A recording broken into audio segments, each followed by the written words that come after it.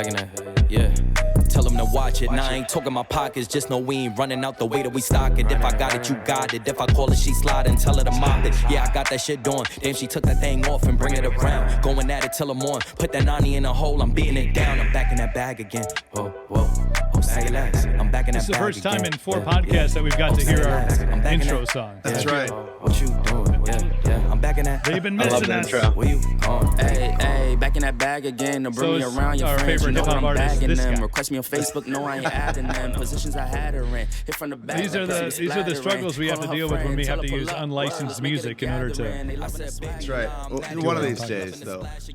You know, I had a got me thought the hyped. other day. I had a thought about having Elvie do like an intro for us. I think that'd be cool. Yeah. I think he could write it and make it I think make he it would amazing. do it too, Yeah, because he likes to do cool shit. he is. You all right? Oh my Did god! you just have an I episode? think I need some more. Need some more. By the way, shout out to Milwaukee Tool for keeping us plenty hydrated today. I love these They're awesome.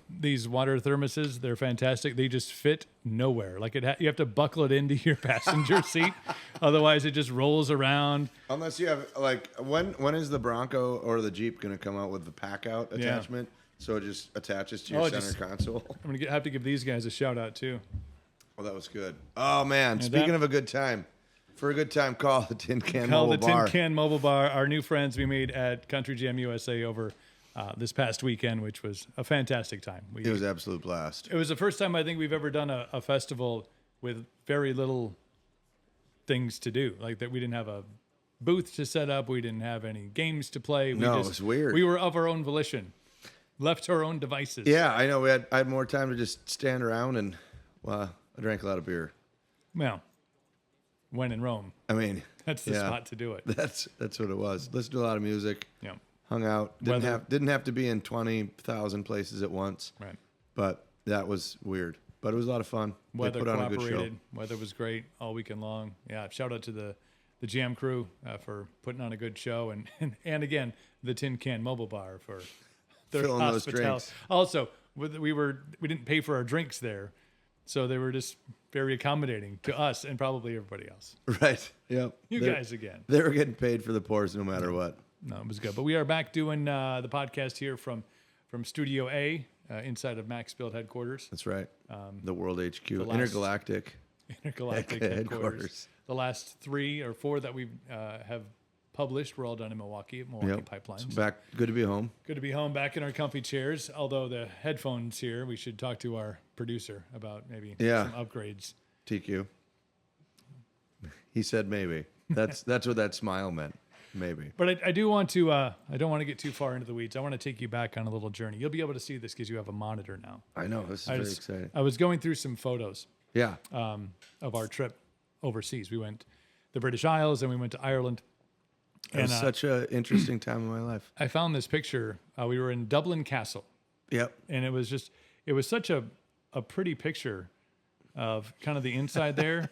But if you look a little closer, if you look there, Look at how flat I was laying, though. I mean, that's pretty we good. have photographs of Phil throughout the entire trip, just randomly laying down in iconic places throughout history. They called me Doug. Like there's Buckingham Palace. Here's Phil on the concrete next to Buckingham Palace.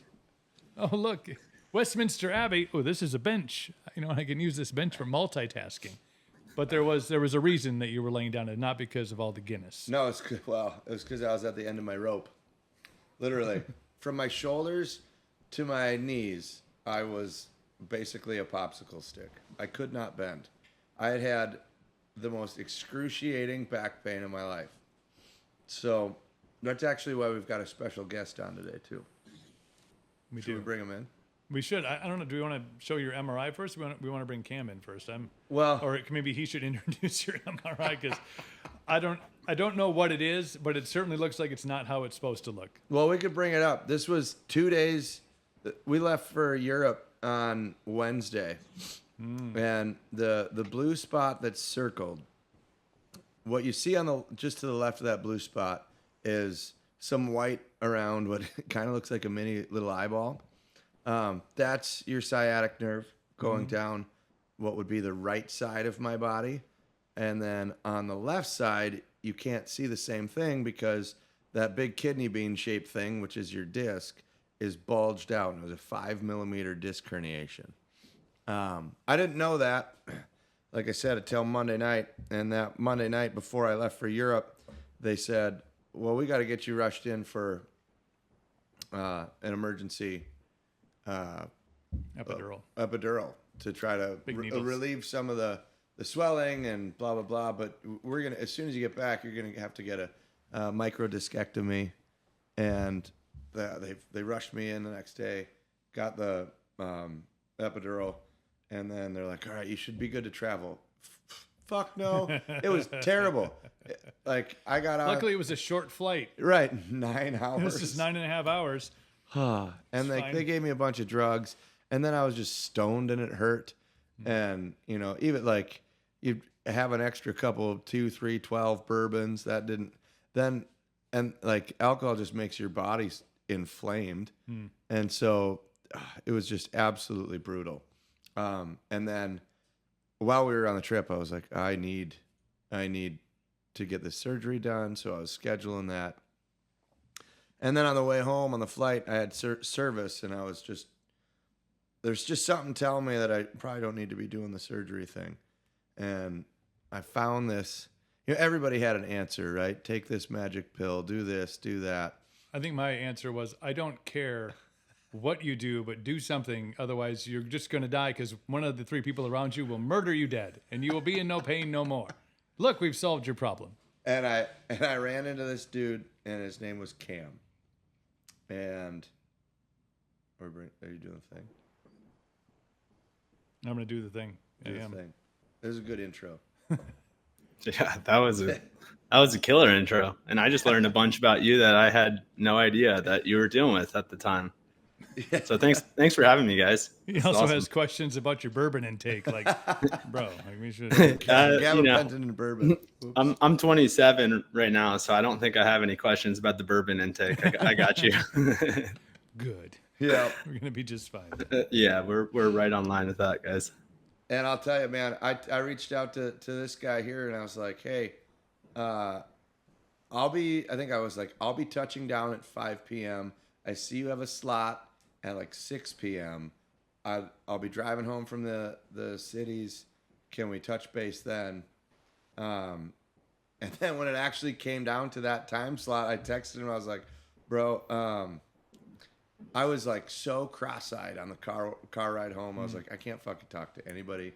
I can't, like, breathing took everything that I could. To be fair, there was 5 of us in a Tesla. Yeah. And not like the not the big one with butterfly doors. No, this was definitely the compact. So he's 7 feet tall, so it was a little uncomfortable for a ride. And we scheduled the call for the next morning, and we talked quite a bit, man. It was what I needed to hear because, and maybe I can back up and kind of explain a little bit more about how it all happened.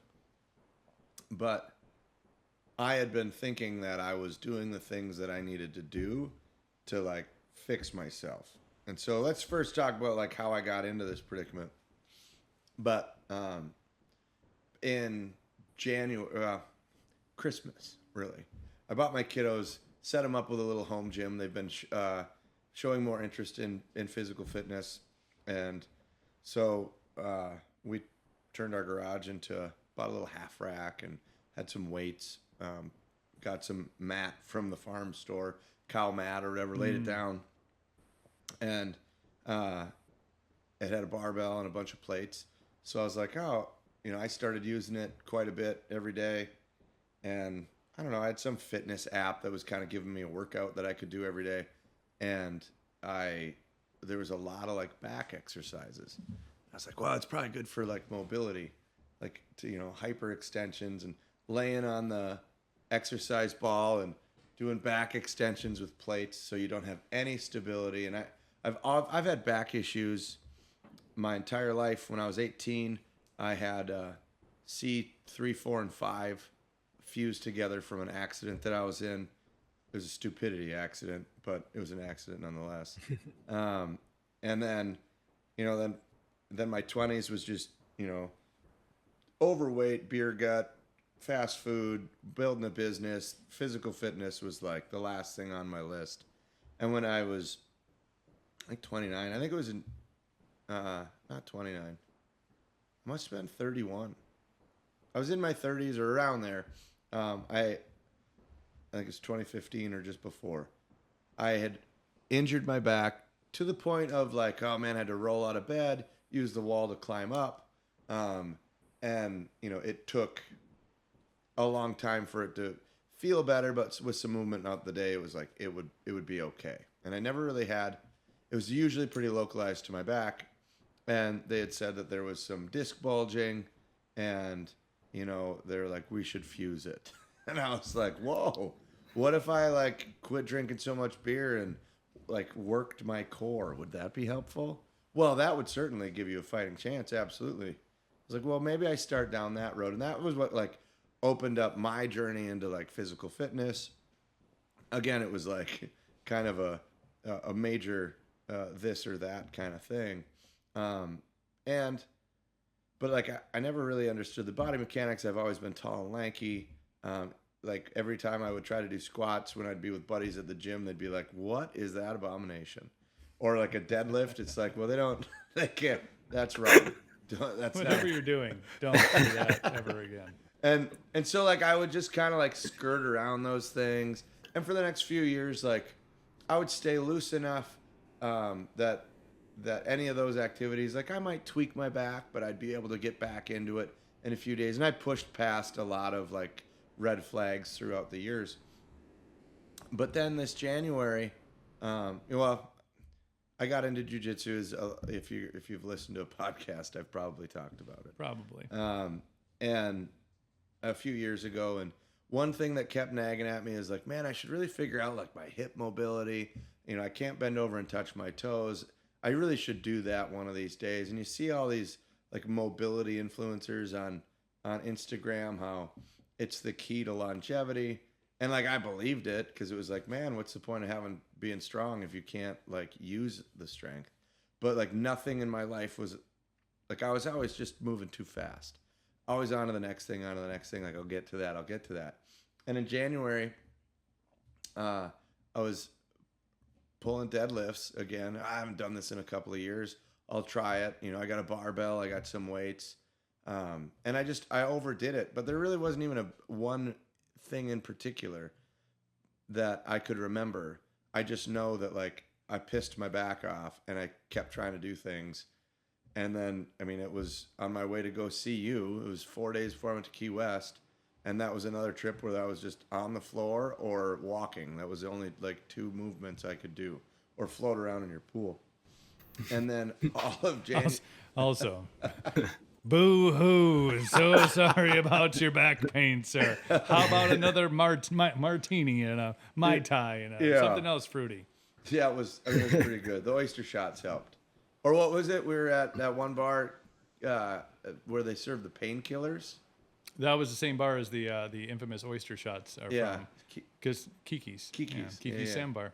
Kiki's Sandbar. Shout out to Kiki's Sandbar. Yep. Miss y'all. We'll see you soon. Yeah, hopefully. But He'll be able to walk this time and won't be as weird. He's laying on the bar. But and so like I kind of knew it was going on. I knew that I had injured my back, but like I was determined to continue to train jiu-jitsu. I did some stretches. They seemed to kind of help me out, but like I never let it heal. So like I would just keep pissing it off every time I would train. But we had a big trip to Panama. I know, again, boo-hoo. You're real sad. But we were to go train jiu-jitsu and learn how to surf on the Pacific coast of Panama. And it was this beautiful trip. But man, again, it just sucked. Every minute it was I was in pain. But I made the best of it. And I got home and I was like, I think I need to take a week or two off. I went and I saw somebody recommended dry needling. Before I was like, I think I should probably go to the doctor. And this buddy of mine was like, oh, go try some dry needling. So I went in, got that, and like, it was like life changing because I had all this pain going down like my butt cheek and the back of my thigh, and they were like, oh, these muscles are super pissed off. They kind of released the muscles. And within a week, I was feeling better. And I was like, I can get back into the club and start training. And honestly, like the first night I went back, I was feeling really good. Second night I went back, I was faster. And I was like, I'm healed. It's great. So then on Sunday, I was like, let's crank this to 10. And it was the most, like, I was twisting somebody's hips with my feet. And, like, it was just this, like, massive pop. And it just felt like it was a red hot dagger jammed right in my low spine. And I was like, well, it's not the same pain that I had, so it's probably okay. And I'm over on the corner of the mat, like, trying to stretch it out, like, just a bunch of movements, like, oh, just, walk it off. It'll be fine. And then I couldn't get out of bed for like a week. It was, that was when it herniated. And again, I didn't know what had happened. I didn't know how it had happened. And I just kept ignoring it because, well, we got to go to Texas in 2 weeks and deliver a vehicle. So I would go to I'd be here at the shop, be laying on the concrete floor in between tightening bolts or helping set seats or whatever I could do to help. And then trying to, like, everybody was like, do you need a muscle relaxer? Do you need painkillers? And I was like, I think that's a bad idea because, well, if you know me. I have an addictive personality, some would say. So I didn't want to tap the gas because I was pretty sure I would just mash the throttle. Mm-hmm. So I ended up, I did take some and, like, it helped get me through the day, but it really didn't do a whole lot. Went to Texas, came back. And it was like, I would do little things to, like, it would kind of feel better in the moment. And then I'd have some sort of trip that I would have to attend, or where I wouldn't be able to put my health first or in my brain. And I'd be like, okay, we just have to do that. But all the while, there's plenty of other things in my life that were kind of building up with the same, like, if you don't figure this out, we're going to figure it out for you type of thing. And I went to Maine in like a tiny prop plane, like a week and a half before I went to Europe. And actually, amazingly, the little Cirrus prop plane, like I was able to, like, sit for 7 hours and I felt fine, which was crazy because then a couple of days later, I paid for that dearly. And that was, then we kind of led up to getting that MRI and going to Europe. And feeling just like a absolute,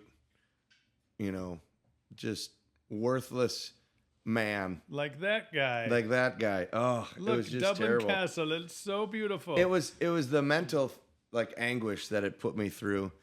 But it drove me to a point where after talking with Cam that Saturday morning, I was like, okay, and I talked to Heather too. I said, like, this, this program costs some money.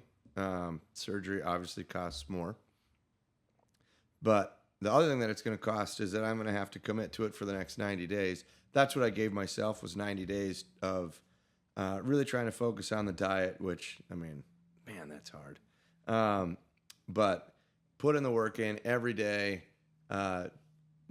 making sacrifices. And the biggest sacrifice I made was our Epic Willie's Adventure trip, which was going to be 14 or 15 days in an old Willie's Jeep driving around Appalachia, which I've been doing Jeep trips since 2007. And I've never missed a trip or never missed a work trip. I've maybe canceled some vacation stuff for a work trip, but I've never not gone on that or been a part of that with a team. And so this was definitely something that was very, very rare and unique. And that was me to say, all right, well, Heather, if I do this, this means that I can't be going here. I can't be doing all this travel that I'm used to doing.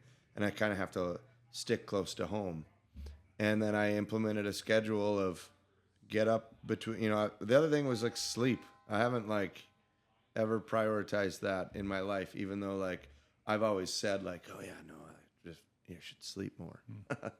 But, like, 4 to 6 hours was like, 6 was like, yeah. 4 was typical. And so I was like, man, there's no way that my body's going to fix itself if I'm not doing that, if I'm not at least trying to put some good stuff in it, and, you know, I guess I'll try this program. It at least will force me to like do some hip mobility. And then I threw cold plunges in every day too, after my workouts, because it would really knock down any inflammation that would kind of happen. Thanks, Joe Rogan. Thanks, fucking, you know, all of Instagram, you know, to be able to like push these Where things. would we be without them? But yeah, I mean, I don't know. So I kind of, that's the backstory, Cam, coming up to how we first met. But I feel like I've talked about your introduction, but why don't you kind of give me a little bit of your background? Yeah, for sure. Well, I did not know that, you know, you were, well, actually I did know. So Phil and I were texting, I guess it was that Friday or Saturday. You said you were coming back from a trip from the UK or Europe, and we were supposed to be chatting. You said you had an L5S1 herniation, horrible sciatica, and we're looking at our program. So I'm a co-founder at this company called Wealth, with two other people, Katie and Andrew. And most of our clients come for what you had, which is, you know, disc herniation, disc bulge, disc protrusion, sciatica, back pain, that sort of thing. Our whole, you know, business really is around helping people overcome their own pain through our online programs, where we teach you, you know, how to move with better intention, improve your mobility, movement awareness, movement awareness, body awareness, that sort of thing. Our goal really is to help get people away, ideally, from, you know, just relying on medical treatments and interventions. I don't think they solve the majority of the problems that people have with pain. So I know, Phil, you know, you were coming in, you had asked or had said that your doctor was recommending a microdiscectomy. Our whole thought process is, hey, if we can get people to do the rehab work or the prehab work before surgery so that they can avoid it, or come out, you know, better than they left, better than they came in, you know, that's really our goal. So right now we have about 5,000 online members. I would say probably like 4,500 of them plus are like Phil, coming in for back pain. So my primary role at Wealth is, you know, sales, or, you know, people don't like the word sales, customer enrollment, customer service, that sort of thing. But really, like, how I got involved with Phil was taking that call. I talked to probably like 75% of our members who come in kind of through the phone. They want a consultation and that sort of thing. I actually had an L5S1 disc herniation myself. I did this program 6 years ago. So my origin was coming into this program, or like buying my current co-founder's online program 6 years ago. So I was very much so in the same position as Phil, really. I'm 27 years old right now. Wealth is coming up on its 4-year anniversary in November. So we've been doing this for quite some time. My current co-founders, Katie and Andrew, they had a business prior, and it was that online program that I enrolled in when I was in college for same issue as Phil. L5S1 herniation, sciatica. I mean, it honestly fucked up my life for, part of my French, 18 months probably. Like, as you were showing that picture of you traveling in Europe, lying down, it brought back memories. I was on a trip. My brother had just graduated college. He's 2 years older than me. Yeah, that one. It just brought back memories because I was traveling. My brother just graduated college. We were doing a trip to Asia. I was actually born in Asia. My dad does some business over there. And I just remember, like, half the time, 4 out of the 8 days we were in Vietnam, I like had to tell my brothers and dad that I couldn't leave the room because I was just on the couch on the ground. And it's just such an emasculating feeling. And also it feels kind of like this invisible pain because, you know, you're looking at someone who's young and looks like they should be healthy, but you can't explain what type of pain's going on. I didn't know at the time too, but what I was dealing with was like back spasms and sciatica. So thank you for sharing that with me. It's also the whole, like, you're like, sciatica is like an old person thing, right? Oh, my sciatica is acting up. And it's like, it's just wild because, you know, I'm an active dude. You're an active guy. But shit, 21. Like, it's like that, oh, these things shouldn't be happening. Mm-hmm. But it was the same.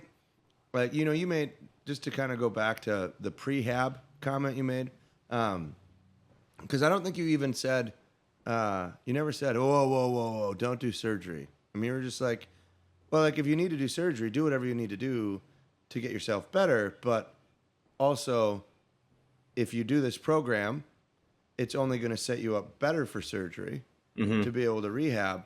And you might find that you might not need it, or you might not be in the same position. And again, in that moment, I'm just like, anything, just either that or just shoot me. I was about ready to jump off a bridge. I was going to jump off the cruise ship. There was one morning I was like, man, I can't believe I'm thinking about this. But I'm like, as I'm like looking over down into the ocean, like, I mean, you know. And there was points, let me just tell you, that anybody that was around you was like, I will give you the nudge that you need, sir. Right. Because when you're dealing with Step that kind in of my pain, foot. you're like, you know, your attitude sometimes doesn't align with the normal jovial person that man, you was I are. And there cranky. was definitely some Looney Tunes like, ship-up. I don't know, but the ship kept going. But I think my biggest thing was like, and what the program was able to start to teach me was like how my body moves. Because the biggest issue that I was worried about was getting this discectomy and then doing it again. Because clearly, like I wasn't able to manipulate my body in the ways to do the things that I wanted to do for the last 10 years. And life kept kind of nudging me a little bit each time till finally it was just like, God, decked me and like literally laid me out flat on every surface in Europe. And so like,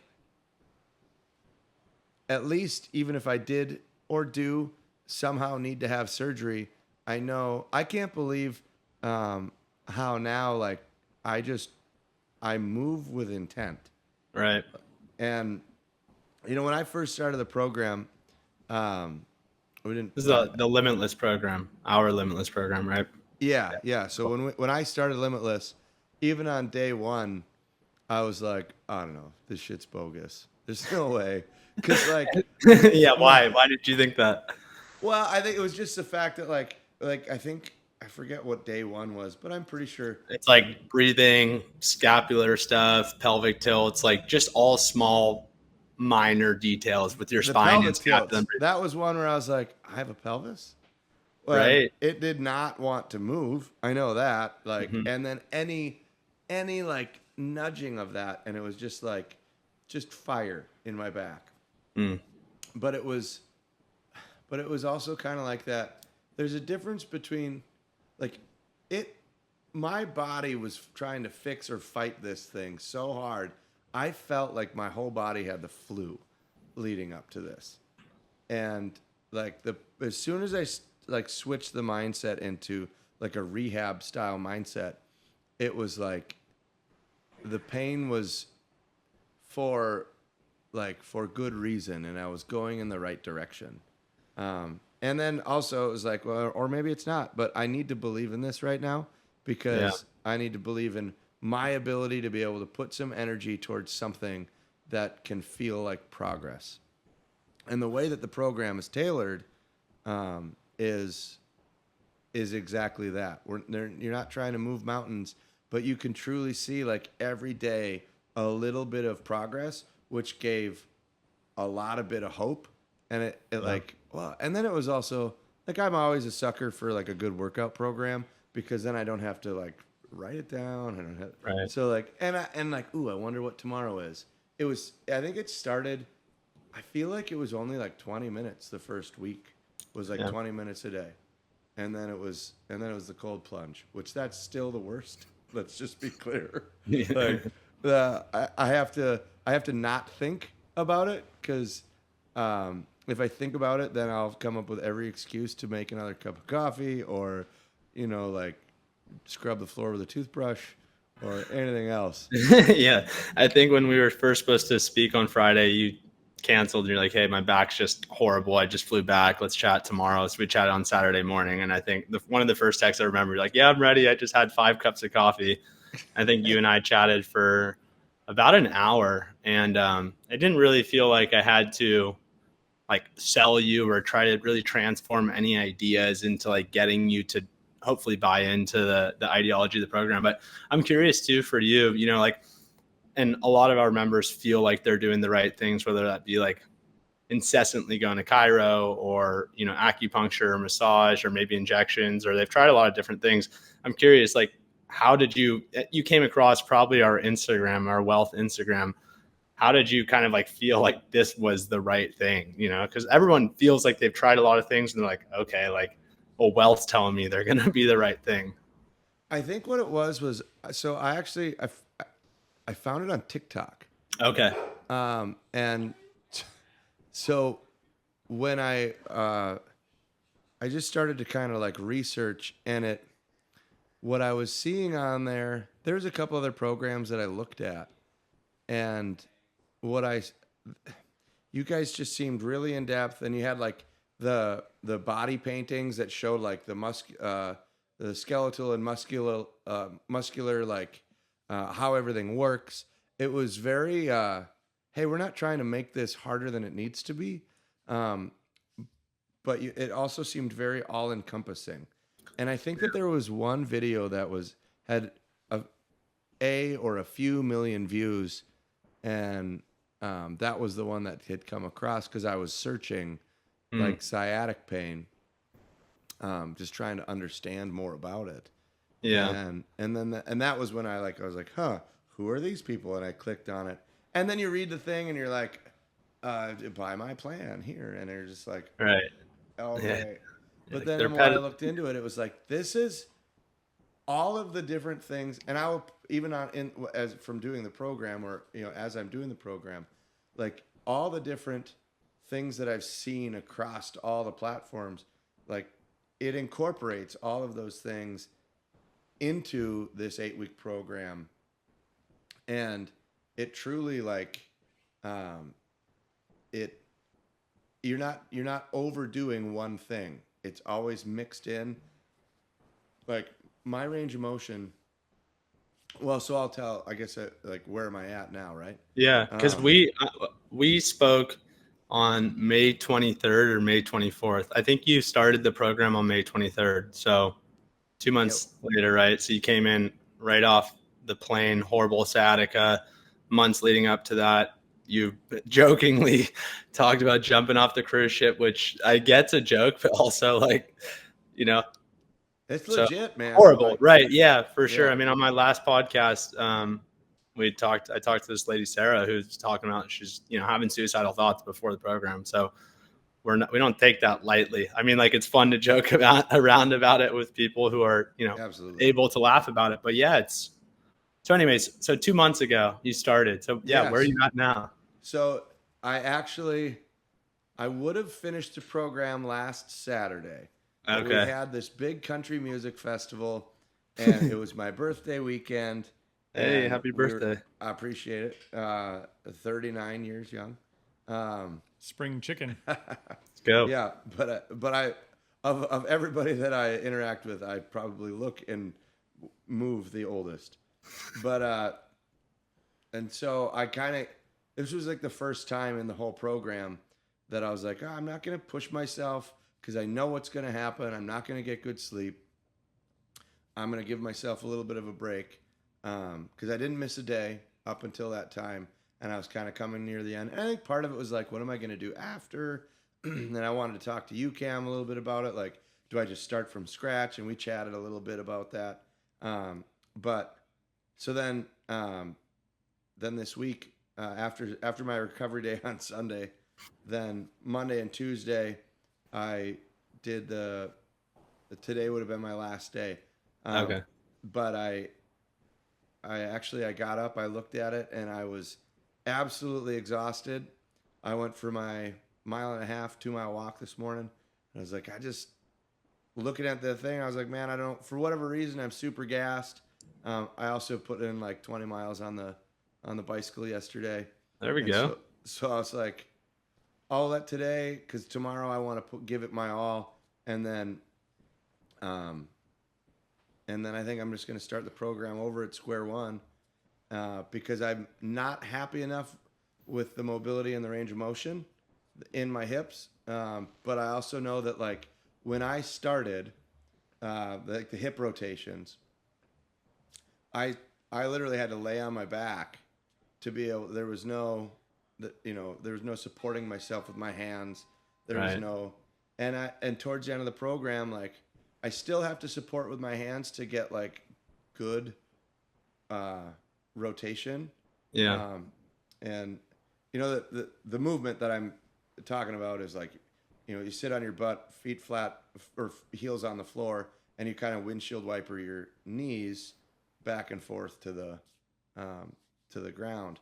And to do that was like not even possible. So it's like, man, if I came this far in 8 weeks, if I run this program one more time, and I feel like I might be able to do 2 workouts a day, or I could maybe do one of them, back to back, because at least at the outset, because it's not all that intense. But yeah, I don't know. I'm really curious to see what it's going to be like at the end of it. And with as active as I am, like I said, cycling, like I just got back into being able to pedal a bike. I put 100 miles on in the last, like 120 miles on in the last 7 days, which is awesome. That's incredible. Yeah, I'm thinking tonight I'm going to stick around for, I've been teaching the kids jiu-jitsu class, which I don't have, I'm really just been kind of an assistant, helping them out. But, and then I duck out of the adult class because I've been trying to take it easy. But I think today I might stay for drilling, all the open rolling and whatnot. I'll probably give that another month. Yeah. But I'm able to start getting back into the things and start to dabble, but I'm doing it with a lot more intent, and I'm doing a lot with a lot more like truly listening to my body instead of just my brain, which is like, all right, don't be a wuss, just get it done.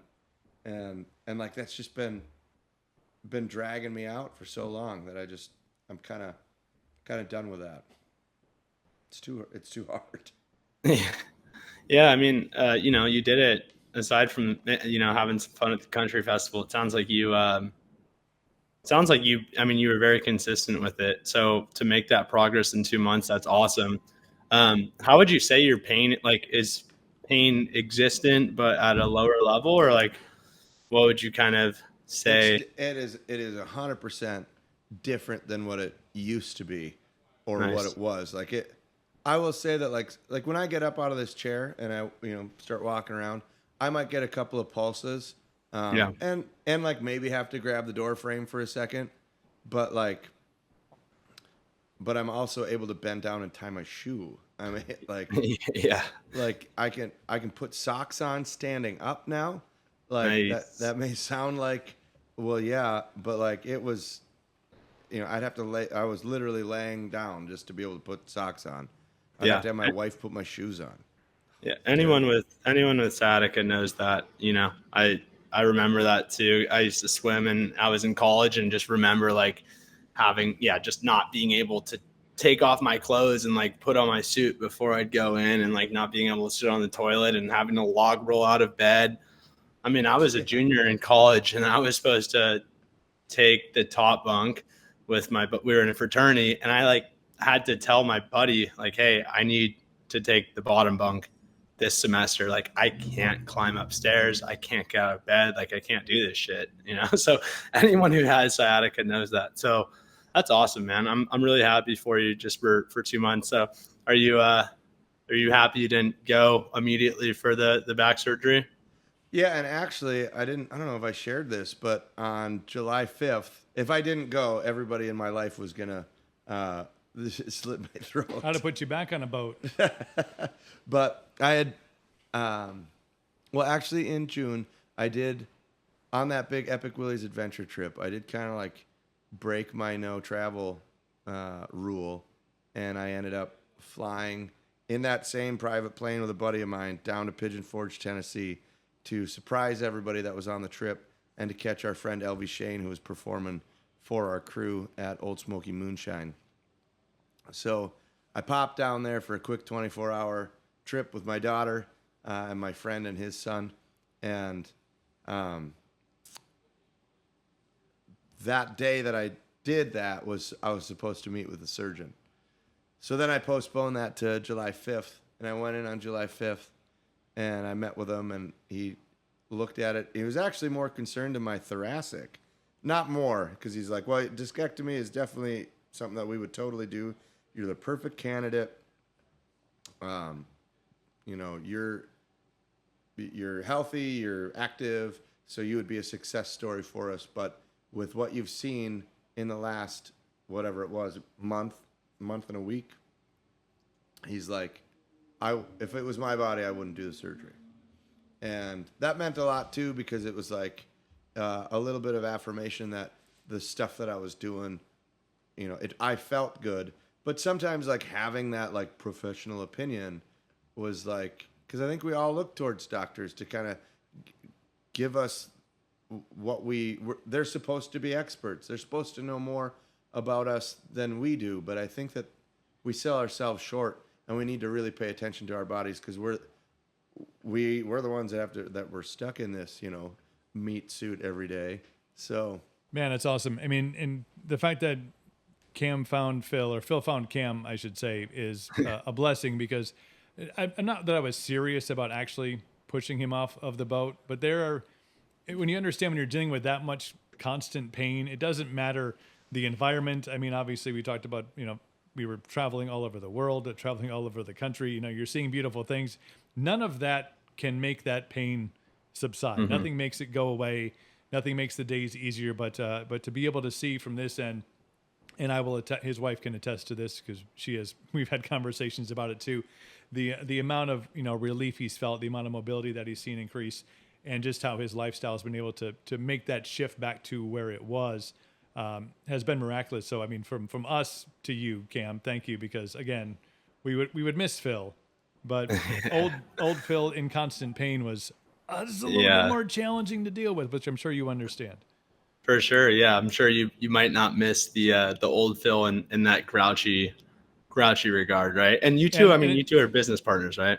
Yeah, we work together every single day, and then we're friends outside of it, so we see each other every day. And it's the grouchiness is one part, but like sometimes I like to get from the vehicle into a building in a much quicker pace and timely manner, right? You know, we were like the Macon, you know, Abbey Road with the Beatles, like slowly walking across the road because of his pain. But no, he's doing so much better. So thank you for that. And I know a lot of good information came out of this from you, Phil, being able to tell his story, which I'm sure is relatable. I'm sure you've heard all the stories from people and the reasons for their pain and what they're dealing with.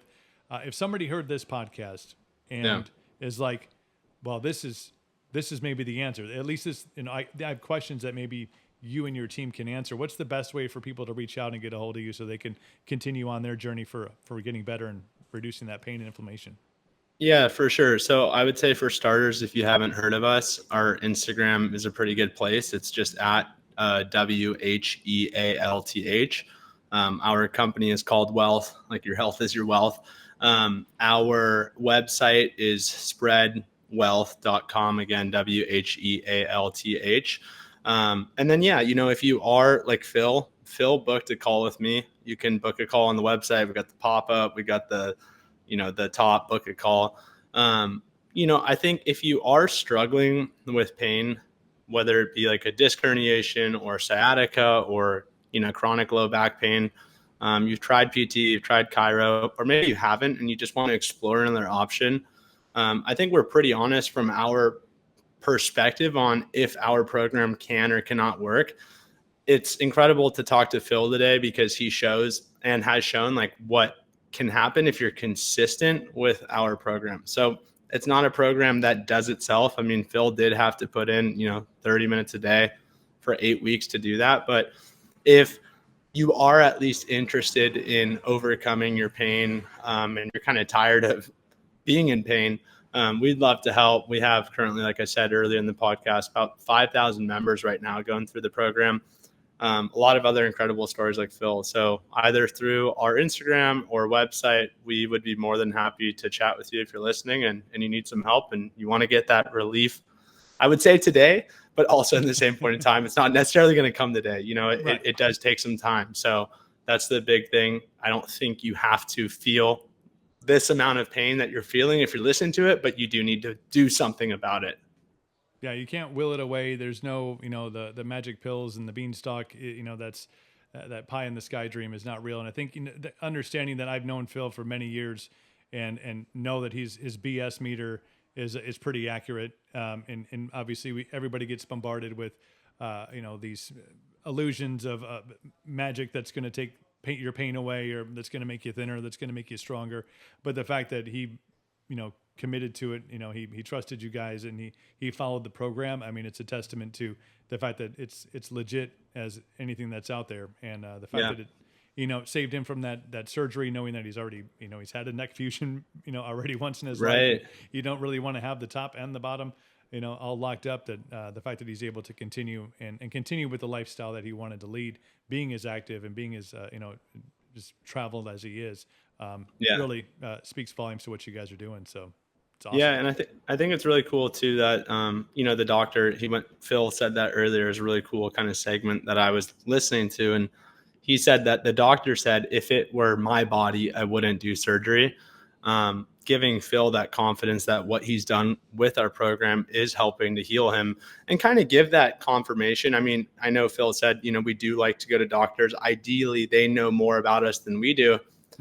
And I think I agree with that. And I also don't agree with that at times. Like, there's not enough doctors out there to solve our problems. And frankly, they can't. So like, in theory, maybe they know more, or not even in theory, right? Like, most doctors are going to know how to read an MRI better than, people who haven't been trained to do that. Right. But I think the mismatch comes where, like, if all you needed to do was read an MRI, like, the doctor would have had Phil's solution, right? So we didn't necessarily look too much at the MRI that Phil had. Our whole thought process is like, hey, let's get Phil to know his body better than any other doctor, or better than anyone else. Because frankly, no one else can fix you. No one really cares about your body as much as you do. Like, that's just a fact. No one's going to care about it. Everyone has their own problems. So that's what we want to do. We want to be able to, hey, we got the education, we got the workouts, we have everything laid out. You have to follow it, and you have to take that info and create these relationships with your body. So ideally, you start to know your body better than doctors. And like, of course, if you need to go get diagnostics and use them to help, that's great. But you should be coming in with a base level of understanding where you're at. And I think that's the problem today with a lot of the medical issues that we deal with. There is just this massive mismatch of what is known by professionals and the lifestyle habits that we carry. So we want to raise that education up at Wealth, give people that understanding with lifestyle habits, nutrition, recovery, movement, so that people can enter the doctor's office like way healthier. Right. And the fact that you can go into your doctor with a working knowledge of how your body operates and know its functionality and its capabilities. I mean, I can imagine the majority of people have no idea. They're like, I don't know, it hurts here, I can't do this. But to be able to have a full understanding of your limitations and what you could do at one point, like that kind of control and understanding, the benefits of being able to have that conversation with a medical professional, I think puts you not on an even playing field. Obviously, they have a really big sign in their office that tells you just how decorated that they are. But at least they'll be like, oh, well, you understand, and maybe they can't bullshit you quite as much when you're like, listen, I know it's this exact area, and this is the reason, and the things that I'm doing aren't working. So, you go to seek that medical help. So a lot of good stuff. Yep. A lot of good stuff though today, Cam. Awesome. Hey, well, thank you, Coop and Phil. It was great chatting. Awesome. One more time with the website so people know before we get out of here. Yeah, it's spreadwealth.com, SPREADWHEALTH.com. And then on Instagram, you can find us there. Shoot us a DM if you need help as well. It's just WHEALTH. Awesome. Cam, appreciate the time and all the info, and thanks for making Phil more tolerable. I feel better. There we I go. get to go to work every day. I'm glad he's more tolerable. Anytime. Push him off a boat. Awesome. There we go. Hey, thank you so much, man. And everybody else, hey, thank you all for listening. Another episode of the Between Two Wrenches podcast. Make sure you subscribe and share it with your friends. Educational today. You learn stuff. That's success. Tell them to watch it. Now I ain't talking my pockets. Just know we ain't running out the way that we stock it. If I got it, you got it. If I call it, she slide and tell her to mop it. Yeah, I got that shit doing. Damn, she took that thing off and bring it around. Going at it till I'm on. Put that 90 in a hole. I'm beating it down. I'm back in that bag again. Whoa, whoa. Oh, say less. I'm back in that bag again. Yeah. Oh, say less.